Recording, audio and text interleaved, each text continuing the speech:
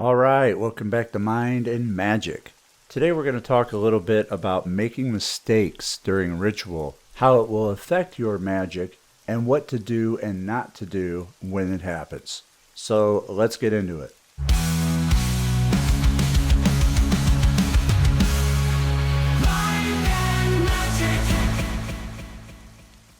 All right, before we get into making mistakes during rituals, I need to go over one of my own mistakes during a ritual. As some of you may know, I have added a 360-degree fisheye camera to my temple for the Godform rituals over at Patreon and Subscribestar, the top tier that we do every month. Which, by the way, there are still openings as of this recording. So you may want to jump in while you can because they are going fast. And when they're gone until an opening becomes available. But I've never filmed myself doing ritual before. I've done plenty of Godform rituals where the camera is pointed at the candles and you could hear me doing the ritual. You just can't see me. So being on camera is a new experience for me, although having played music on a band and on stage in front of people, I'm not that conscious about it, which is a good thing. However, it did point out some of the mistakes that I was making during editing. The first of which is, and I may make this a law of magic, never wear white socks on a black circle, or vice versa. It sticks out like a sore thumb. I did so much creative editing to hide my face because I didn't wear anything to cover my face, which I will do in the future. But in addition to that, I tried to hide my socks and it just didn't work. And I just kind of gave up on that after a while. Going forward, I will know not to do that. But I will start hiding my face and blending my socks in better with the circle as much as I can. As for seeing the rest of me, the fisheye lens distorts everything. So everything looks funny.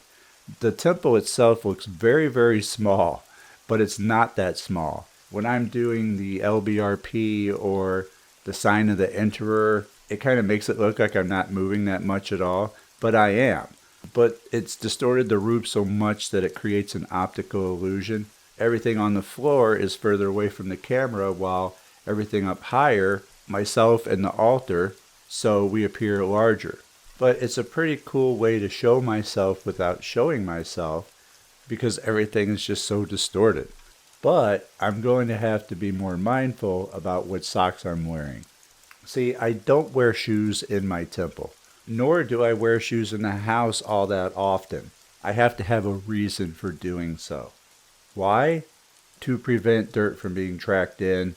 Not that you can't track things on socks. Your socks will pick up dirt, but they also help clean the floor while you're at it with your socks. Your shoes aren't going to clean the floor.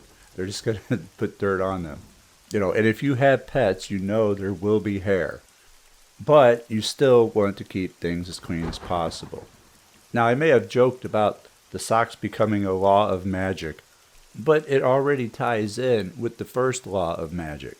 Law of magic number 1, get your house in order. You have to understand that your entire existence is symbolic. You may have heard the saying, cleanliness is next to godliness. See, cleanliness and spirituality go hand in hand. And out of everything that you need to get organized and cleaned up in your homes, the most important thing to keep clean are your floors. And there are a few reasons for this. It is said that good and beneficial spirits will not enter a dirty home. And spirits are said to hang down near the floor. Can they appear in other places? Sure. My cats are staring up at the ceiling all the time. Maybe a bug got in, which can be common during summer, but maybe they're seeing something else. Maybe it's an orb. But in many traditions, spirits are said to hang down near the floor most of the time. And you don't want them going over a dirty floor, because you want the good spirits to come in. And I go into many other reasons why getting your house in order is the first law of magic in that lesson. The point is, that's why I don't wear shoes in the home as much as possible. If I'm moving something heavy, I'm going to put on shoes. Speaking of which, this is my first video back from vacation. A lot of people were telling me to take it easy and I deserve a break. I much appreciate it, but I worked harder than I normally do when I'm not on vacation. Why? Because it was spring cleaning and I was getting my house in order. We rented one of those large dumpsters that take up your entire driveway for a week, and I worked that entire week solid and didn't end until last night around 11 o'clock. This is something we do every so many years when larger items get backed up. Our storeroom was getting pretty full with older clawed up cat trees, cleaning out the shed, cleaning out the garage, cleaning out the basement workshop. I had a toilet to install, and since I have hardwood floors, we throw out all of our old rugs and buy new ones because we want to keep the floors as clean and nice as possible. So it was a full deep cleaning, every nook and cranny, every shelf, every cabinet, just taking anything that's old and not being used and just getting rid of it and organizing as you go. And then the rest is just maintenance until it's time for another purge. And this is the cycle. And understand that everything has a cycle. This is very fundamental to comprehend. Everything has an input and an output, including your home. When you get a lot of large things that are really no longer of any use, that aren't easily gotten rid of, then you get house constipation. In order to have new, good things that you want coming in, you also have to have the old, worn out, never used things going out. That's just a big part of feng shui, the flow of the energy into and out of the home. So that's what we did. We did a deep cleaning and purge, organizing and bringing in and installing new things, new toilet, new shelving, new computer workbench, new recliner, new rugs. When we deep clean, we deep clean. Spring cleaning should be a serious event for any magician or magical practitioner. You should do that at least once a year. Now, you may not have to rent an entire large dumpster because you may not need to install a new toilet or an old recliner or several old cat trees that you had meant to restore but then found out that you suck at it when you finally get to go to do so and just need to throw them out. Or even old rugs. You may not want to rip up carpeting every year. Rugs are definitely easier than doing that. But one should do at least a decent house cleaning and just straighten things up, wipe things down, and make sure, most importantly, that your floors are clean.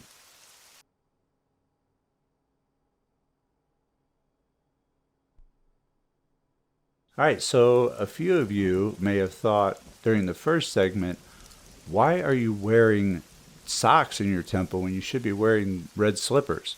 I do have a pair, but they're not a very good pair, and so the short of it is I don't like them. Yes, I know it's traditional, but it does tie in with the topic today because it's not that I just don't like them, it's that they become a distraction with just how uncomfortable they are. Perhaps some of you know where I can get a better pair that's very comfortable, but the ones I have are not. And you have to be comfortable performing magic. You can't have something like uncomfortable slippers pulling you out of the moment, out of that trance-like state that you get yourself into. And that's why I don't wear them. It is much more advantageous to my operation that I be comfortable. Am I sacrificing some symbolism in lieu of my comfort? Sure. But that's not a bad trade when annoying distractions can tank the entire thing. So when I throw my lighter outside of the circle after it wouldn't light for the second time, despite having refilled it beforehand, it's not because I'm angry about it. It's so that I know I won't pick it up for a third time to avoid that aggravation and just get the backup lighter.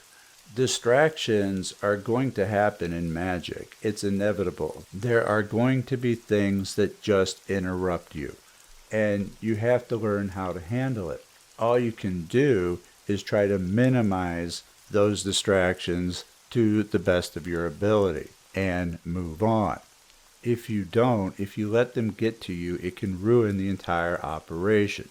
And you may have to take a moment to recenter and re-enter the state that you need to be in to continue and be successful with your rite or ritual. So much in magic is about state control, controlling your emotions, or shifting from one emotion to another. I could put a camera up at my temple and you can see the external things that go on, but there's so much internal work that you do not see that I can only convey to you and explain it in talks like these.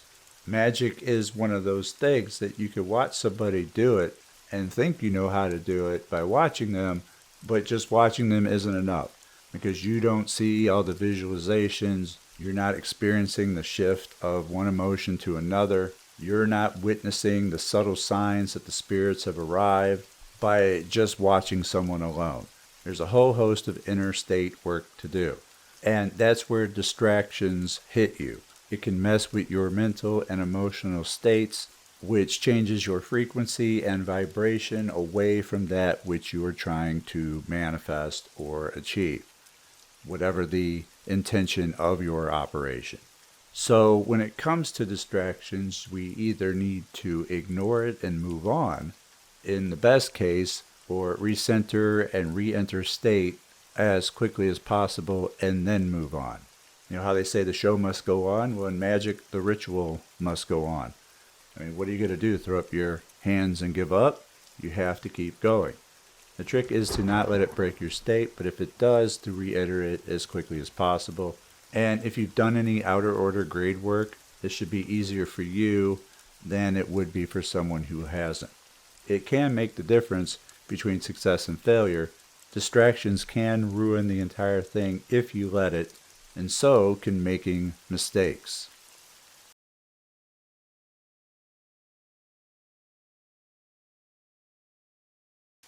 Making mistakes during magic rites and rituals. It's been known to happen. It's going to happen. I make mistakes all the time. And just like distractions, it can ruin your entire operation if you let it. When people first get into magic, they are so concerned and worried about making a mistake. And it's because they need their spell to work. They need their operation to be a success. And a lot of times that very need to make things work is why they fail.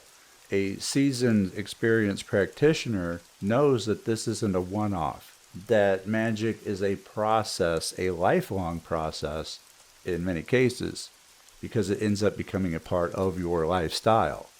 And you're going to make mistakes along the way. Everybody does.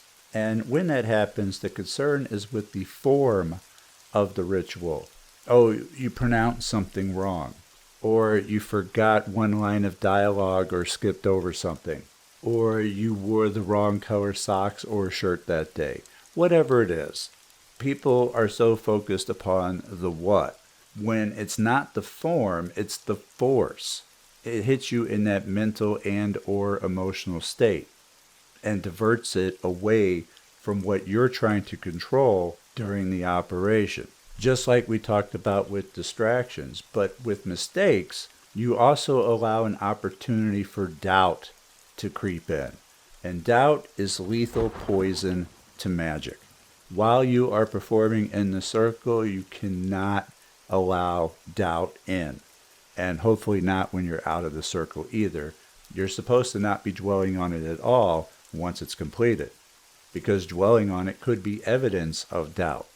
Doubt is lethal. It will kill your magic instantaneously and completely. I know I told the story of the time that I experienced instantaneous healing by watching a cut literally begin to vanish in front of my eyes, which ended up shocking me. It surprised me.